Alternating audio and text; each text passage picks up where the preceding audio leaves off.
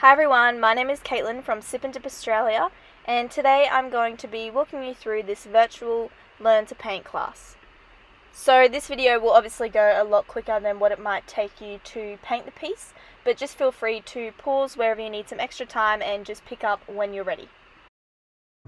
Alrighty guys, so we're going to jump straight into the background. So we're going to start with our blue paint on our brush, getting loads of paint up on that brush. And we're going to start making these long, kind of swift painting motions up towards the right hand side of our canvas.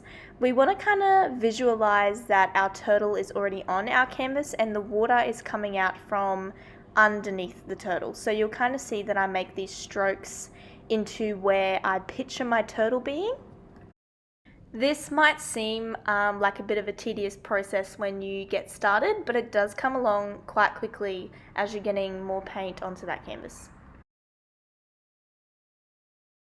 Something that really adds dimension to this piece, because it is meant to be the ocean, is adding more blue paint over some parts that maybe start to dry as you go. So you have some sections that are a little bit darker and some sections that are a little bit lighter.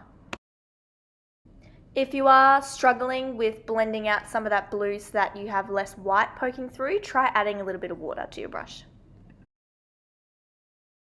Once you are happy with that blue, we're going to go ahead and do the same thing but with our white, and we're not going to drag the white all the way to the edges like we have with our blue. So we're going to use those same motions, dragging it out and blending it through, just not dragging it all the way to the edges. You will find that when you first start with the white and start blending it out, it will turn into a lighter blue, but as you are adding more white from the center, it will become lighter.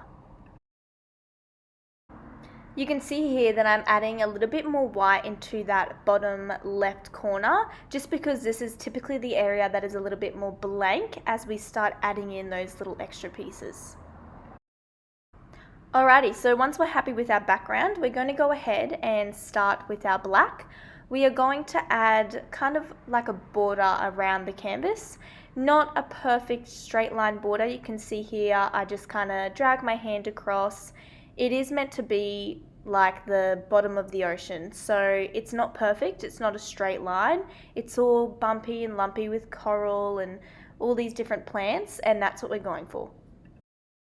Now, something that we often forget is the sides of our canvas. Don't neglect them. Drag that black down to the sides as well. Okay, so once we're happy with the rough outline of our canvas, I like to go in and just add the bigger, chunkier bits of coral or plants, remembering that we are meant to be the bottom of the ocean. So everything that is closer to the outside of your canvas needs to be a little bit thicker. So any of these plants should be thicker on the bottom of the plant that is closest to the outside of the canvas, to give it that perspective that we're looking up to the top of the ocean. I feel like for a lot of people, once they start getting those bigger pieces of coral and plants into their image, it becomes a little bit easier just to fill in the gaps almost. You pretty much have creative range here, so you can come up with any plants that you want, coral, seaweed. It can look how you would like it to look. I'm going to start zooming into a couple of spots on my canvas as I go to give you guys a little bit of inspiration in case you're stuck on ideas. Remember not to drag anything too far into the center, because we still want to get that turtle in there as well.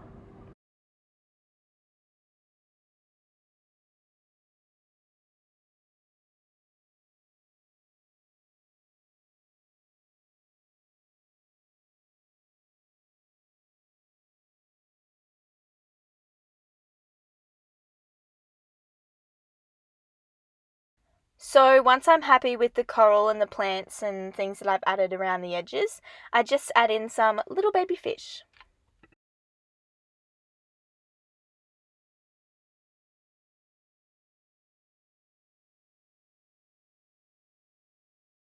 When I've finished adding in some of my fish closer to where the seaweed is, I go ahead and start my ray. So when starting my ray, I like to start with this curved V shape. So you could turn your canvas and just do two C's, or some people prefer this shape. It's kind of like when you were younger maybe, or maybe you still draw them like this, but you'd kind of draw birds in the sky like this, I guess.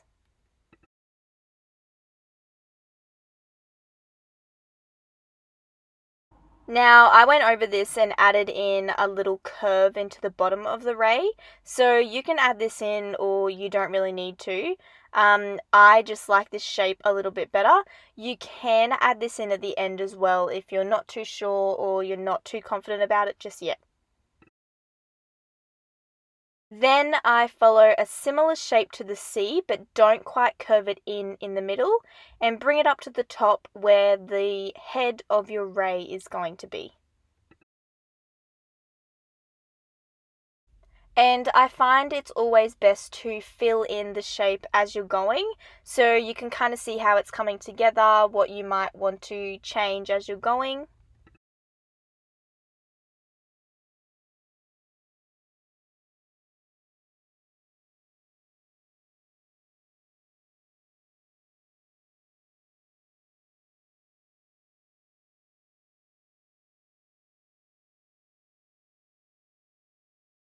So before I do the head, I added in the tail.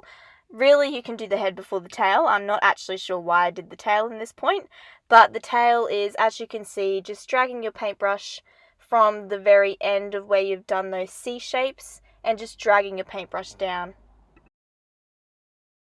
Now for the head, I just draw a C again, um, maybe a centimeter or two above where you have finished the middle of the ray, and then I just meet up those points of the C in kind of a curved shape down to the edge of where we've done the wings of the ray.